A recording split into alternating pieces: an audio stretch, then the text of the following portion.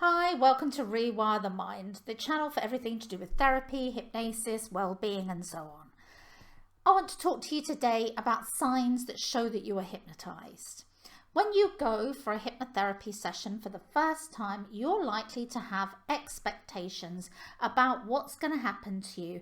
And in fact, those expectations are likely to be very different from the reality of a hypnotic state. Whilst many people may think they could fall asleep or lose control or be in some coma-like state, being hypnotized isn't always what you think it's like.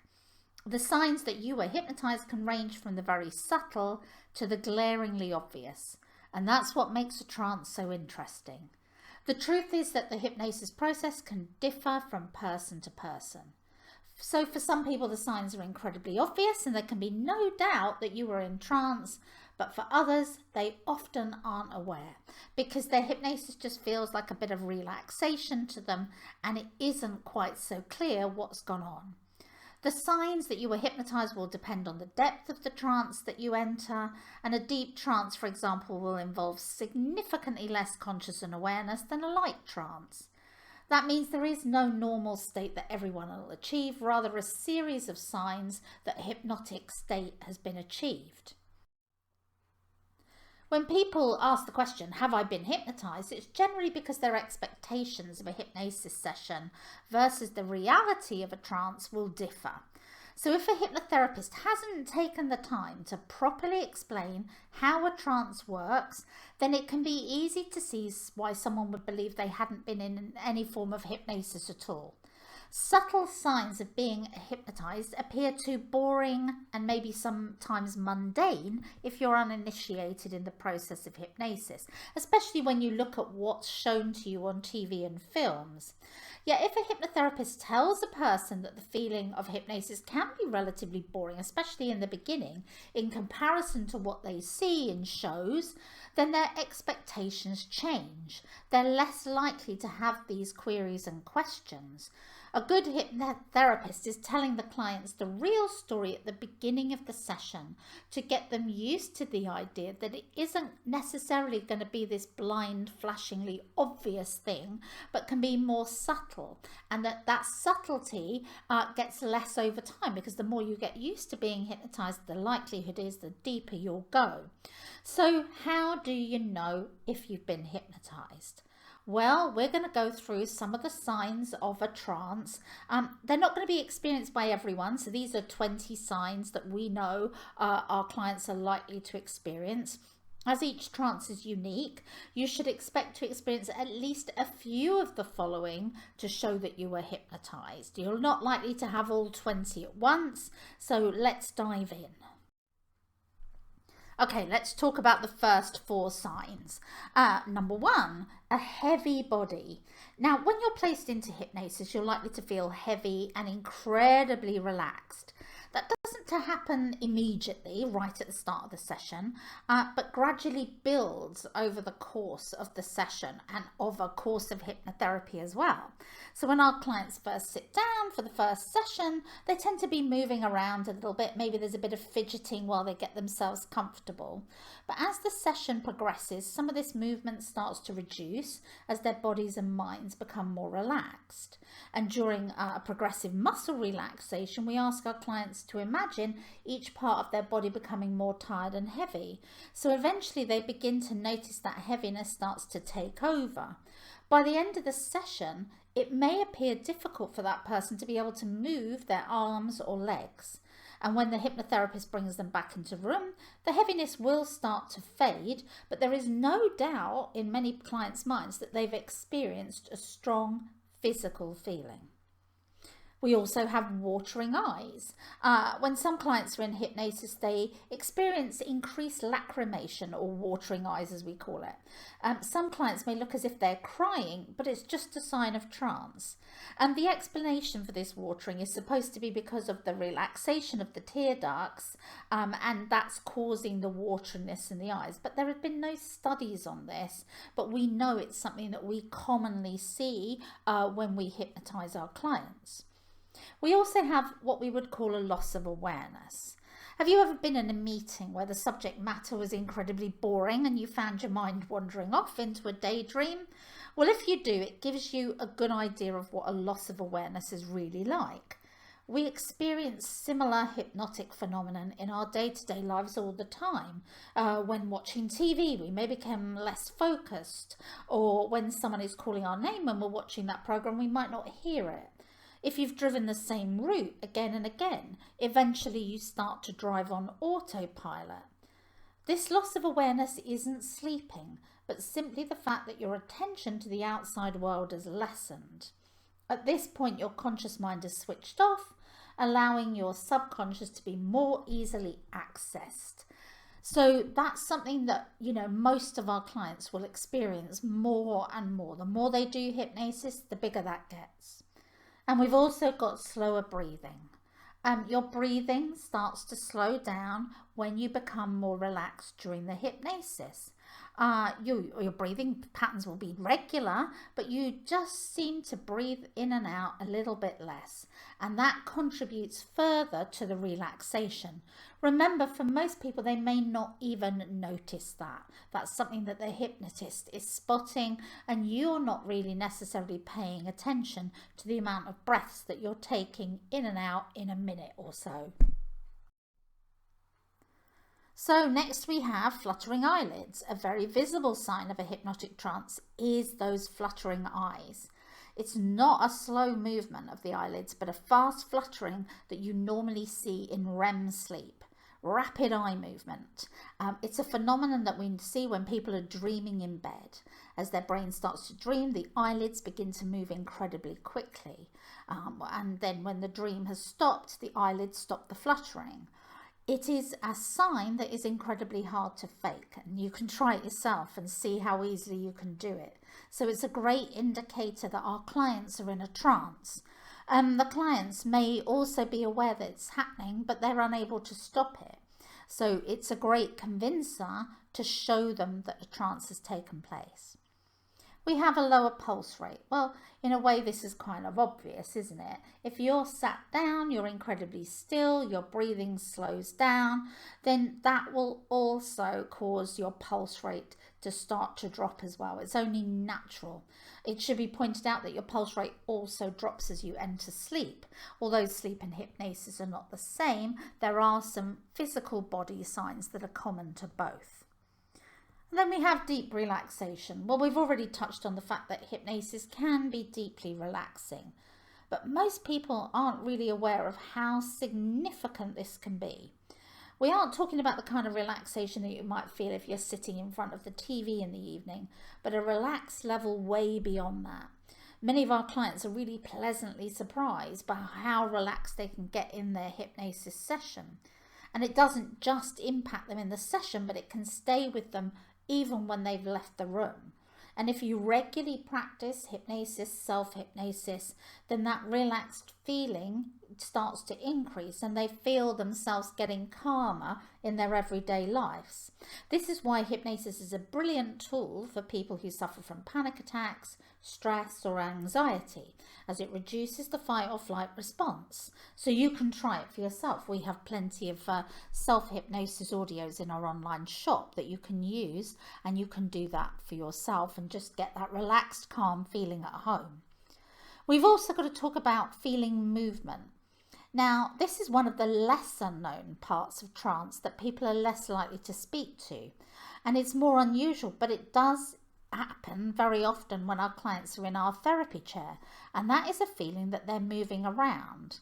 Many of our clients report that they feel as if the chair is moving while they're in it, or it's rocking, yet our chair is firmly attached to the floor and is as steady as a rock.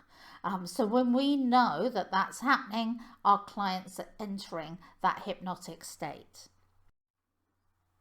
So some other signs that you're hypnotized. Well, some of our clients see colours or patterns whilst they're in trance. Again, this isn't something that happens with all of our clients, but many of them do report that when they get into this nice zone, they see these colours and these patterns floating around in front of their eyes. We've got to remind you that hypnosis can have similarities to dreaming. So of course people can imagine all kinds of things happening when they're in hypnosis that wouldn't occur in a fully awake state. As humans, we also experience emotional release, mainly because we repress feelings and memories that make us feel uncomfortable. And these feelings tend to reside in the subconscious mind, and they're often the source of our sort of current problems. When certain clients are in hypnosis, they're suppressing their feelings, but then they come out, they burst out when the hypnosis allows them to relax. And sometimes that will happen even when the hypnotist isn't even asking them a question. It's something we call an abreaction. An abreaction tends to be a reliving of a moment where a problem first occurred, including, I'm afraid, all those horrible feelings and emotions that were there at the time. Whilst it can seem frightening in the moment, it does allow our clients to understand what their real problem is, and it enables them to start the process of emotional healing. It also helps the hypnotherapist because now we can aim therapy at the actual problem they have. There is no mistaking these signs of hypnosis. If you have that abreaction, I can tell you that. A little bit more of a subtle sign is our face muscles start to relax and get smoother as well, which is quite nice. Some people have started to market this as a non-surgical facelift. I wouldn't go that far, but the idea being that clearly if you're less stressed and you practice more relaxation, you're less likely to have those worry lines all over your face. We also have brainwave changes. Now, you're not going to see that. I'm not going to see that, but scientists can. Studies have shown how our brain waves change when your body is relaxed. So that can be seen on computer printouts and monitors. So something that's very obvious, but as I said, not to a hypnotist or to the person who is sat in our chair. The next 4 signs of hypnosis, well, we have less bothered by outside noise. We've already mentioned that when you're in hypnosis, your focus on the outside world lessens as you move more and more into that subconscious state. And as this focus changes, our clients get less bothered about what's going on around them. So for example, if they were to hear a loud noise, they'd be less likely to react or come out of that hypnosis unless they knew that there was something dangerous happening around them. We've conducted many sessions in busy areas, such as in a hospital, where nurses and patients were all around our clients making noise, but our clients weren't bothered in the slightest. And you can maybe see that when people are in hypnotic stage shows where the participants aren't really that fazed by the audience and continue to stay in their trance. We have things like red eyes. If a client's in hypnosis, then you're going to find that there's likely to be a slight reddening of the eyes. It doesn't tend to be profound, but it's noticeable in some people. Again, a subtle sign of a trance. And we also have things like tingling hands and feet. As our clients relax their bodies during hypnosis, they may experience this sort of numbness or pins and needles in the extremities. When the hypnosis ends and they try and move their limbs, that tingling continues just for a little while, but then as they become more and more consciously aware, it slowly starts to dissipate, and that's just caused by deep relaxation. And then we have the famous slumped in the chair. One of the obvious signs that you are hypnotized by a hypnotherapist is the fact that you are not in the upright position in the chair that you started in when you finished the session. All of our clients start off sitting, in that upright way, but as they get more and more relaxed and the body gets more relaxed, we usually see our clients' heads start to relax to one side at first, and then maybe a gradual sliding of the body down around the chair until our clients are in a more slumped position. Obviously, as therapists, we are aware that we need to keep our clients comfortable so they don't experience any muscle pain after the session. So we can adjust you or ask you to move slightly to get you into a better position if we're worried about that happening. But many of our clients are just very happy to be in that nice, comfortable, slumped state.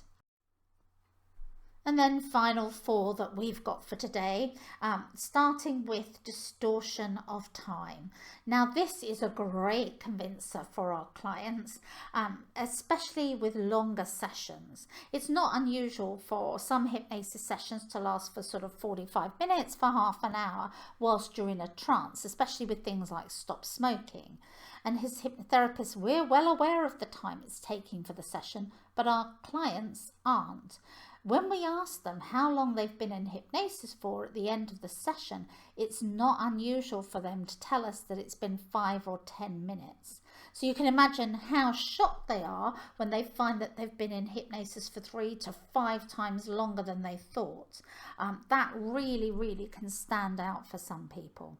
Another thing that can really stand out is hallucinating.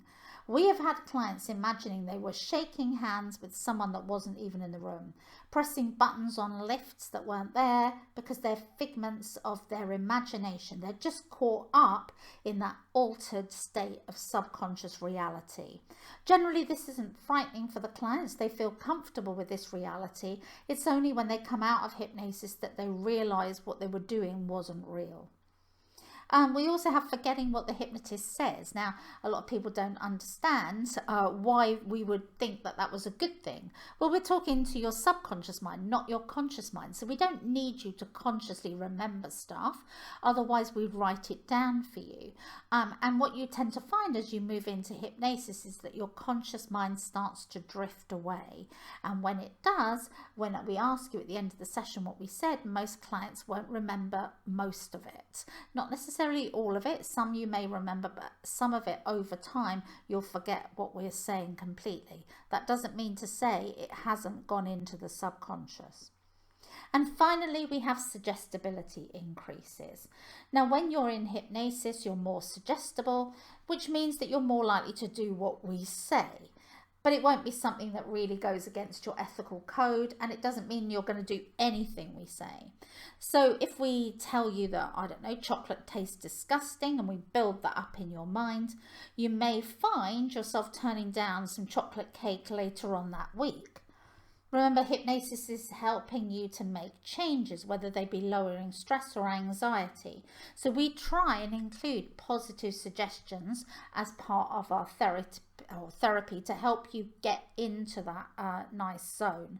If you're finding that you aren't getting those benefits, then we often do more complex hypnosis with you to try and find out if there's something else going on in your mind. For example, we go back to the chocolate cake. Somebody is craving that chocolate cake because they associate it with something like love, and we have to unpick through therapy why that is and try and change the way your brain reacts. But for the most part, a little bit of extra suggestibility isn't a good thing because it's more likely to increase your confidence or reduce your anxiety and so on and so forth. For more information about hypnosis or therapy, well-being and wellness, head on over to our website rewirethemind.com, and we have tons of resources, blogs, courses, downloads, everything that you can use to help you start to master that part of your mind and create positive changes. That's the most important thing. We're trying to help our clients move in the right direction so they feel better. So head on over now and you can get some more information.